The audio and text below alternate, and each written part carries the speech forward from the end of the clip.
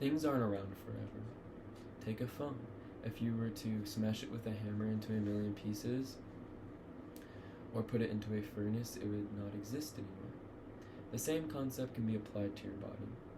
If you were consumed by a furnace, you would cease to exist. So, where does your mind go?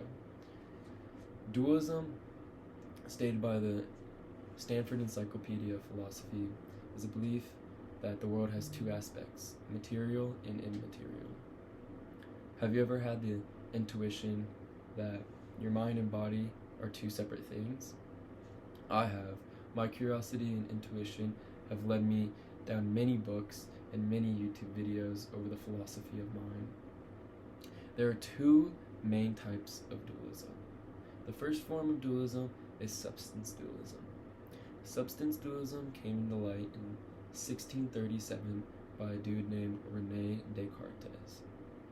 He believed that the world had two distinct substances, material and spiritual. According to the book Blackwell Companion to states that Descartes said, "Next I examined attentively what I was. I saw that while I could pretend that that there was no world and no place for me in, I could not for all pretend that I did not exist." What Descartes means by this is that he could doubt the existence of the physical world. However, when he tried to doubt the existence of himself, a thinking thing, he could not. So he concluded that thinking is a non-spatial world distinct from matter.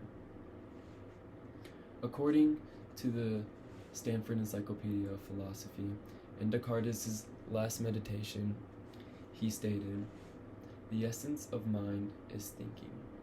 Thinking is unextended, while matter is the extension incapable of thinking."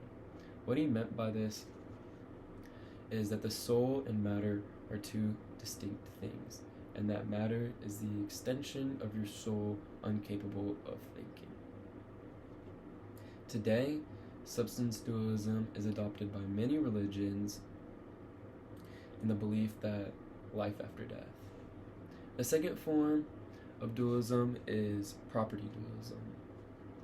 Property dualism came to light by David Chalmers with his up-and-coming new theory. According to the book Property Dualism, Optimistic Normality, and the Limits of Naturalism, published in 2008, his theory states, "Conspicuous experiences involves properties of an individual that are not entitled by the physical properties of that individual. Although they may depend lawfully on properties,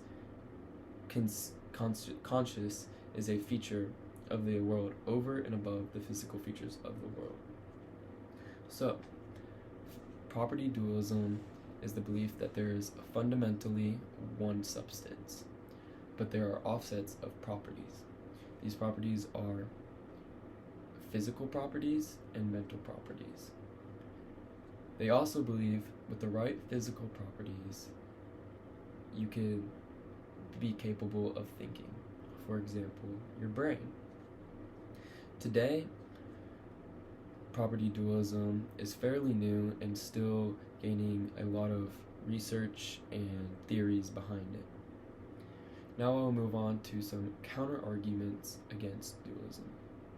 Problems with substance dualism consist of if there are two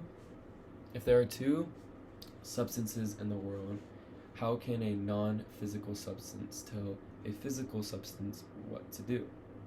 In addition, Descartes also fails to prove that himself as a thinking thing could be a complex material system.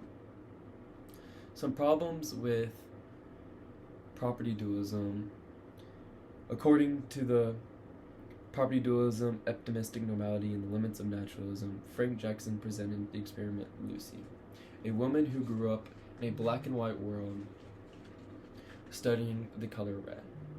When she was transported to the world, a colorful world where she could see red, did she learn anything? Jackson concluded that seeing the color red isn't the same as knowing the facts about color red.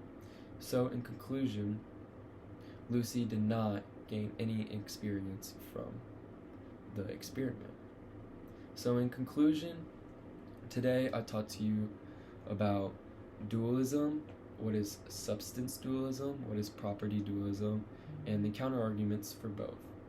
Now, next time you ever are in deep thought or want to explore the philosophy of your mind, you can remember the fundamentals of your mind and dualism.